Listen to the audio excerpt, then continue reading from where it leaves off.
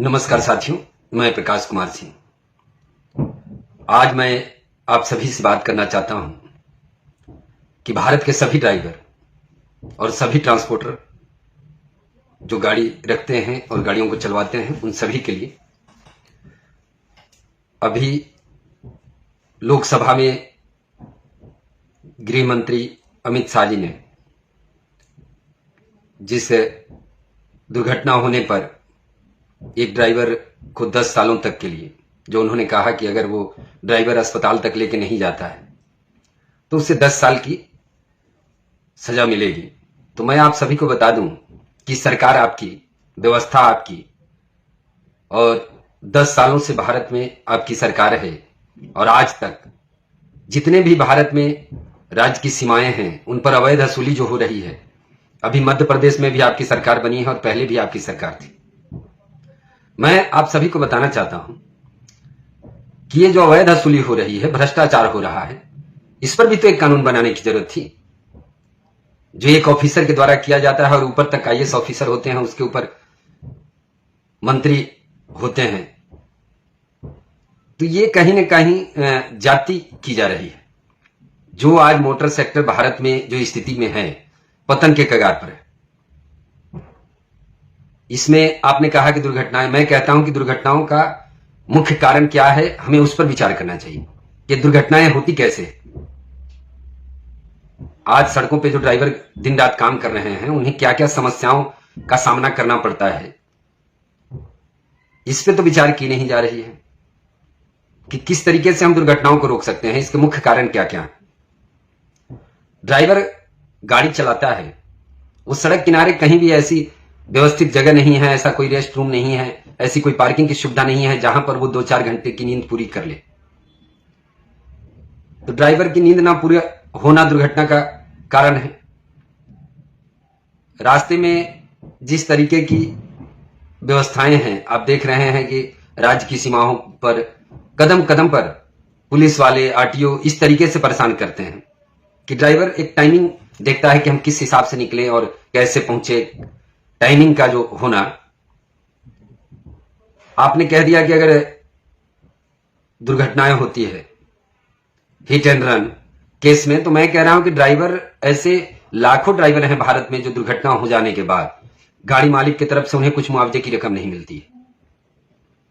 भारत में ड्राइवर की संख्या जो है वो करोड़ों में है और इसके बावजूद भी उन्हें एक दिन सम्मान नहीं मिल पाता है। पिछले कई वर्षों से हम लोग लड़ाई लड़ते आ रहे हैं और आपके ये कानून बनाना, मुझे लगता है कि एक बड़ा व्यवस्था है। कानून बदले, अच्छी बात है। जो पहले 2 साल थे अब वो 10 साल कर देना। आप सोचिए कि एक ड्राइवर की दुर्घटना अगर होती है, और हादसे होंगे, हादसों में रोक पाने में आपकी भी सरकार असक्षम है और ये बात आप सभी को पता है, क्योंकि 10 साल हो गए लेकिन सालाना 5 लाख लोग दुर्घटनाओं में मर रहे हैं। और ये बात सत्य है कि दुर्घटनाओं को हम कम कर सकते हैं, इसे रोकना असंभव है, लेकिन इसके तरीके होने चाहिए। न कि ये तानाशाही वाली फरमान हो जाए किस तरीके से। या तो फिर आप चाहते हैं कि भारत में लोग ड्राइविंग क्षेत्र से ना जुड़े रहें, अब तो विकल्प यही है। एक ड्राइवर, अगर दुर्घटनाएं तो होगी, दुर्घटना होने के बाद वो 10 सालों तक जेल में रहे तो फिर उसके बच्चे परिवार कैसे पलेंगे। तो कहीं ना कहीं ये कानून जो बना है, ये कानून भारत में ड्राइवरों के लिए व्यवस्थित नहीं है। आज तक देश में इतनी सड़कों का जाल बना है, जिन सड़कों पे ड्राइवर चलते हैं उनके लिए एक राहत कोष तो नहीं बन पाया।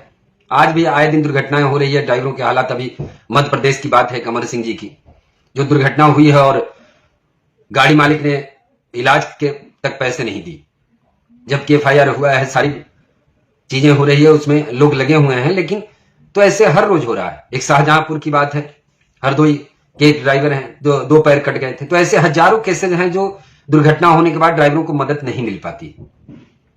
तो इसके लिए तो कोई कानून बना नहीं। जो कि ड्राइवर अर्थव्यवस्था में इतना बड़ा योगदान देता है, उसके ऊपर से एक काला कानून बना देना।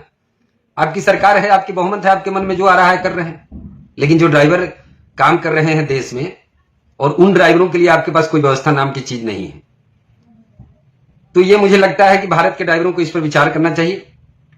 अगर भारत के ड्राइवर इस पर विचार नहीं करे तो अब तो आपके पास विकल्प यही होगा, या तो फिर आप लड़ाई लड़ो इस कानून के खिलाफ, या मोटर सेक्टर में ड्राइविंग छोड़ दो, फिर दूसरा कोई काम करो आप, क्योंकि सरकार भी चाहती है कि भाई भारत में ड्राइवर काम नहीं करे।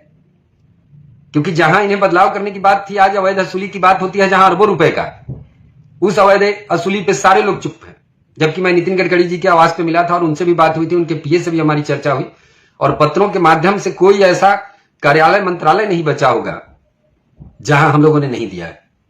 ये ऑल ड्राइवर कल्याण संघ के द्वारा हर जगह हम लोगों ने पत्रों के माध्यम से अपनी समस्याओं को बताया।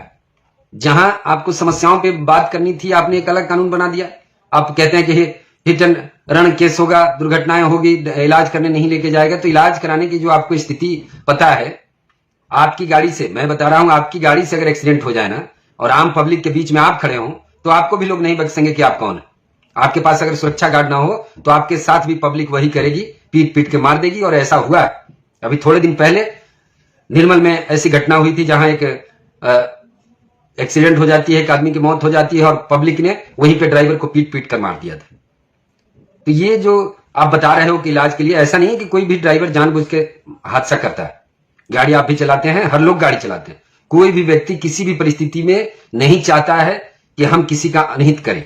वो ऐसी परिस्थिति हो जाती है, अकस्मात आप सही चल रहे हैं, सामने से कोई अचानक आ जाता है, ऐसी परिस्थिति में आप क्या करेंगे? कोई आप सही चल रहे हो लेकिन सामने वाला गलत कर जाता है, तो ऐसी स्थिति बनती है, क्योंकि दुर्घटना है, हादसे होते रहते हैं।